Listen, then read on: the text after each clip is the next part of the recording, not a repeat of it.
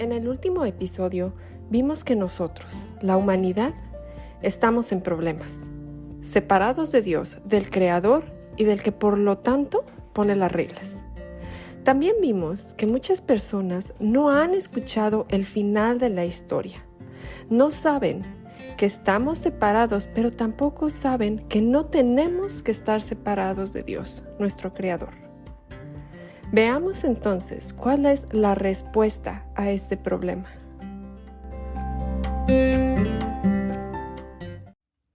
El plan redentor de Dios es la expiación por el pecado, la muerte vicaria sustitutiva de Cristo, uno en lugar del otro. Él llevó la ira de Dios en nuestro lugar, como 2 Corintios 5:18 dice, y todo esto procede de Dios, quien nos reconcilió con Él mismo por medio de Cristo y nos dio el misterio de la reconciliación. Jesús se hizo pecado. Esta transacción divina que no podemos explicar, que Él tomó nuestro pecado para que ganáramos su justicia. Este es un tema predominante en el Nuevo Testamento, de hecho. Cualquier teoría de la expiación que no tenga como elemento central que Jesucristo cargó con nuestro castigo es inadecuada. Vayamos a las Escrituras directamente y empecemos por el Antiguo Testamento.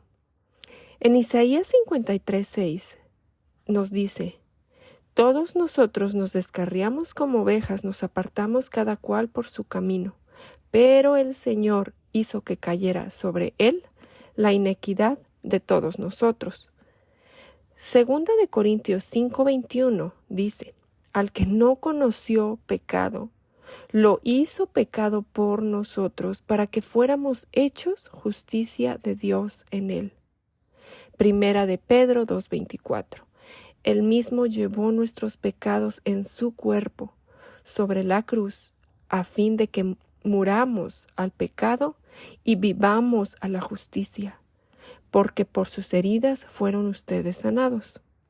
Gálatas 3:13. Cristo nos redimió de la maldición de la ley, habiéndose hecho maldición por nosotros, porque está escrito, maldito todo el que cuelga de un madero. Hebreos 9:28. Así también Cristo, habiendo sido ofrecido una vez para llevar los pecados de muchos, aparecerá por segunda vez, sin relación con el pecado, para salvación de los que ansiosamente lo esperan. Romanos 8:3. Pues lo que la ley no pudo hacer, ya que era débil por causa de la carne, Dios lo hizo, enviando a su propio Hijo en semejanza de carne de pecado, y como ofrenda por el pecado, condenó al pecado en la carne. 1 Juan 2:2. Él mismo es la propiciación por nuestros pecados, y no solo por los nuestros, sino también por los del mundo entero. Entonces, como vemos, este tema corre por las Escrituras. Merecemos morir como castigo por el pecado, pero Dios proveyó el sacrificio.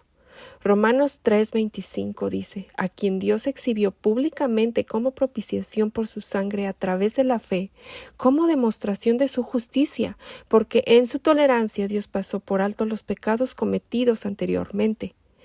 Igualmente vemos en 1 Corintios 5:7, limpien la levadura vieja para que sean masa nueva, así como lo son en realidad sin levadura, porque aún Cristo, nuestra Pascua, ha sido sacrificado. Merecemos llevar la ira de Dios sobre nosotros, pero Dios proveyó la propiciación por nuestros pecados. 1 Juan 4:10 dice, en esto consiste el amor, no en que nosotros hayamos amado a Dios, sino que Él nos amó a nosotros y envió a su Hijo como propiciación por nuestros pecados. Somos culpables y Él mismo proveyó la persona en quien vertiría su ira. Dios toma muy en serio el pecado. Vemos la ira y el amor divino en la cruz. Debe haber muerte, pero Él mismo proveyó el sustituto, su propio Hijo. Estamos separados de Dios debido a nuestros pecados, pero Dios provee la reconciliación en Cristo. Segunda de Corintios 5, el 18 y 19 nos dice, y todo esto procede de Dios, quien nos reconcilió consigo mismo por medio de Cristo y nos dio el ministerio de reconciliación, a saber, que Dios estaba en Cristo reconciliando al mundo consigo mismo, no tomando en cuenta a los hombres sus transgresiones, y nos ha encomendado a nosotros la palabra de reconciliación. No podemos ganarnos el cielo, o no podemos ganarnos a Dios. Él provee el medio para regresar a Él. La penalidad ha sido pagada. Jesús es nuestra reconciliación y ese es nuestro mensaje. Podemos ser redimidos por la sangre de Cristo. Y ese es nuestro mensaje. Ese es el único mensaje de salvación. Y ese es el mensaje que llevamos a las naciones. Somos esclavos del pecado, hijos de ira, pero Dios nos redime. Gálatas 3:13 dice, Cristo nos redimió de la maldición de la ley, habiéndose hecho maldición por nosotros. Porque escrito está, maldito todo el que cuelga de un madero. Él pagó el precio por nosotros, nos compró.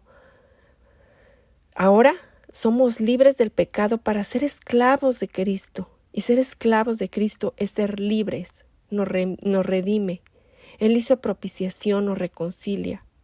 Estas son las buenas nuevas que tenemos que compartir con un mundo sin esperanza aparte de Cristo. Ahora veamos cuál es nuestra responsabilidad y nuestra respuesta ante estas buenas nuevas. Nuestra respuesta es creer y arrepentirnos. ¿Cómo respondemos a este mensaje? ¿Cómo respondemos al Evangelio? Arrepentirse es girar en sentido contrario. Parar y girar en dirección opuesta. Es un cambio de mentalidad. Es darle la espalda a algo para caminar hacia otra cosa, hacia el lado opuesto. Veamos algunas citas en el Antiguo Testamento del llamado al arrepentimiento. Isaías 30:15 dice, porque así ha dicho el Señor Dios, el Santo de Israel, en arrepentimiento y en reposo serán salvos, en quietud y confianza está su poder. Pero ustedes no quisieron. Isaías 55:6-7 nos dice, busquen al Señor mientras puede ser hallado, llámenlo en tanto que está cerca, abandone el impío su camino y el hombre malvado sus pensamientos, y vuélvase al Señor, que tendrá de él compasión, al Dios nuestro, que será amplio en perdonar. Ezequiel 18:30 nos dice, por tanto, los juzgaré. Dice, por tanto los juzgaré a cada uno conforme a su conducta. Oh casa de Israel, declara el Señor Dios, arrepiéntanse y apártense de todas sus transgresiones, para que la inequidad no les sea piedra de tropiezo. Ahora veamos acerca del arrepentimiento en el Nuevo Testamento. Mateo 3:2 nos dice, arrepiéntanse, porque el reino de los cielos se ha acercado. Mateo 4:17. Desde entonces Jesús comenzó a predicar, arrepiéntanse porque el reino de los cielos se ha acercado.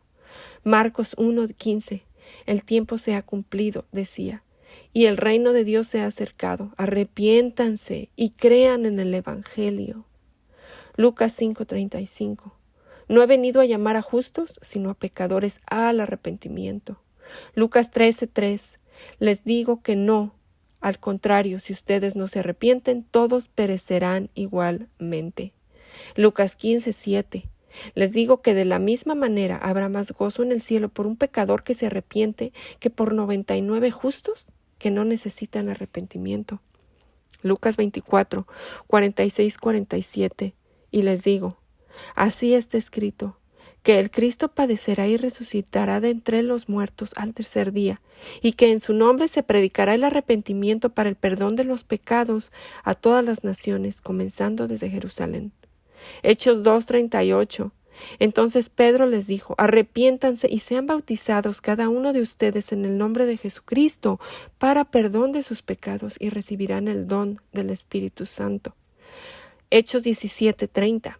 Por tanto, Habiendo pasado por alto los tiempos de ignorancia, Dios declara ahora a todos los hombres en todas partes que se arrepientan. Hechos 20, 21, 26 y 20. Hechos 20, 21, 20 y 21 y Hechos 26 y 20. La Escritura, también ahí vemos, demanda que nos arrepintamos. Entonces, esto es pensar diferente, tener un cambio de opinión. Ahora, un lado de la moneda es el arrepentimiento, el otro es creer. Creer es apoyarse en confiar. Creer no es meramente algo intelectual, es tener confianza total en una persona, es entregarme a la posesión de Cristo porque confío en Él. Ahora veamos algunos textos. Juan 3:16, porque de tal manera amó Dios al mundo que dio a su Hijo unigénito para que todo aquel que cree en Él no se pierda, sino que tenga vida eterna. Hechos 8, 36 y 37. Yendo por el camino, llegaron a un lugar donde había agua, y el eunuco dijo, ahí hay agua, ¿qué impide que yo sea bautizado? Y Felipe le dijo, si usted cree con todo su corazón, puede. Creo que Jesucristo es el Hijo de Dios, respondió el eunuco. En Hechos 16, 30 y 32 vemos, y después de sacarlos, dijo, señores, ¿qué debo hacer para ser salvo? Ellos respondieron, cree en el Señor Jesús y serás salvo tú y toda tu casa. Y le hablaron la palabra del Señor a él y a todos los que estaban en su casa. Romanos 10:9. Que si confiesas con tu boca a Jesús por Señor y crees en tu corazón que Dios lo resucitó de entre los muertos, serás salvo. Ahora, ¿qué hacemos con la oración del pecador o con invitar a las personas a tomar una decisión? ¿Deberíamos guiar a las personas en oración? Bueno, repetir una oración en sí nos salva.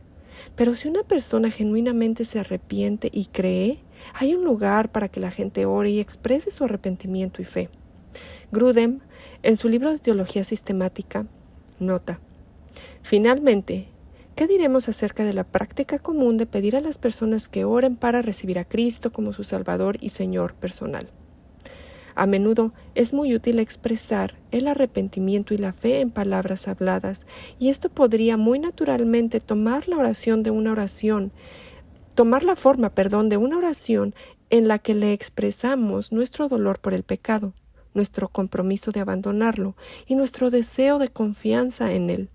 Tal oración hablada en sí misma no nos salva, pero la actitud de corazón que representa sí constituye una verdadera conversión.